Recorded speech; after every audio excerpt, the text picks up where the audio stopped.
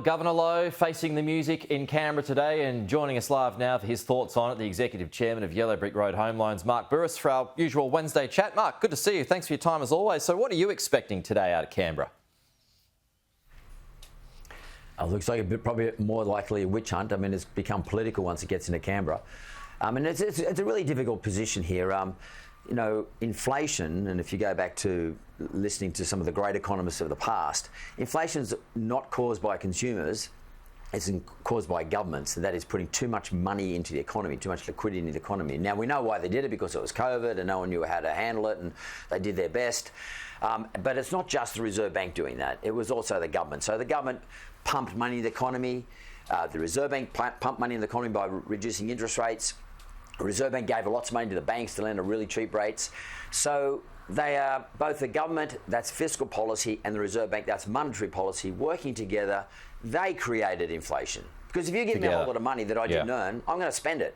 Yeah, Totally, and everybody does the same thing. Yeah, sorry, Mark. We've spoken about this a few times, and you make that point too.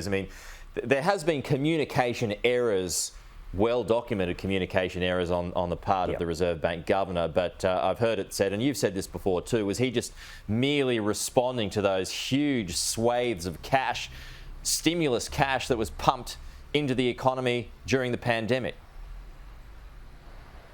But it's all very well for us to look back, which I guess is what everybody's going to do at the end of the day, and he's going to live by the sword or die by the sword.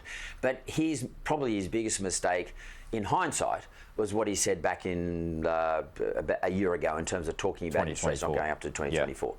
But that was based on data that he had at the time. That was data that was at the time. And by the way, there's 500 economists that sit in the Reserve Bank, and they're all sort of building this advice up to a recommendation level and gets then put to the Reserve Bank Board. And the Reserve Bank Board, based on the recommendations, makes its decision. Probably his biggest mistake was getting out there and talking about something that was always probably going to get himself into trouble. You know, for me, the Reserve Bank Governor should not be out there talking. He should be just stating the facts, putting his statement out at the beginning of every month when he looks at the interest rates, and that's it.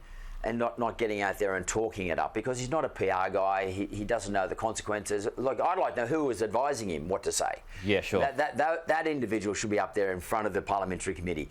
Yeah. But at the end of the day, Reserve Bank's governor's coming up for the end of his term, which is September this year.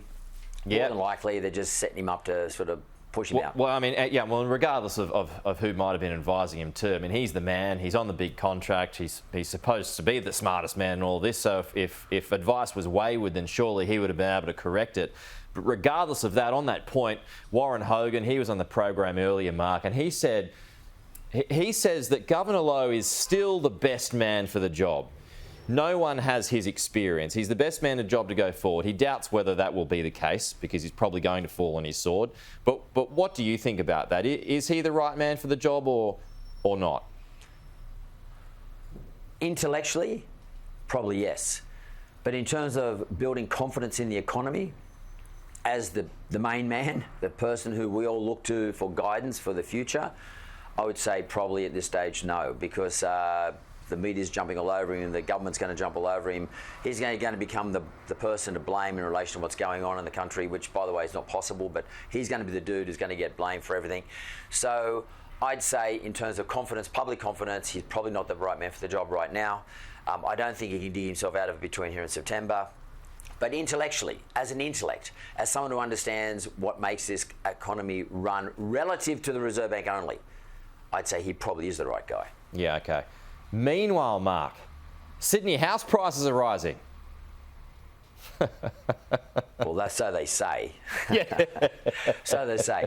But I have seen a lot of data that says if we get 2 more interest rate rises, we're looking for another 10% reduction. So it may have just steadied off a little bit. But it's funny you should say that, Carl, because because I have just been going around the country. I've been to Perth and Adelaide, and I've been talking to my branches in those various places. I've been talking to my branches here in Sydney too, and they are talking to agents, and agents are telling them that for the first time we are starting to see a lot of new borrowers come into the system. So maybe what's happening here is that borrowers off a very low stock of properties available for sale, but borrowers against a low stock of properties for sale, new borrowers are coming and starting to make inquiries about how much money can I borrow and can I afford to buy this property? And I think that's starting to trickle down into the sales. So yes, I'd say that we are seeing a steadying out of the property market, both here in Sydney and definitely in places like Adelaide and Perth, 100% in those places.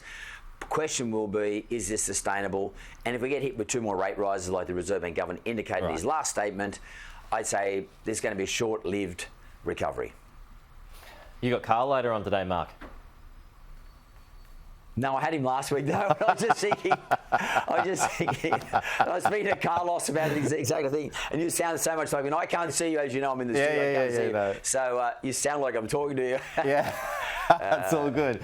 Send us a beer. But mate, he's equally interested. He's equally interested in where fixed rates are going. Well, of course, everyone is. Mark Bouris, good to chat as always. We'll talk to you soon.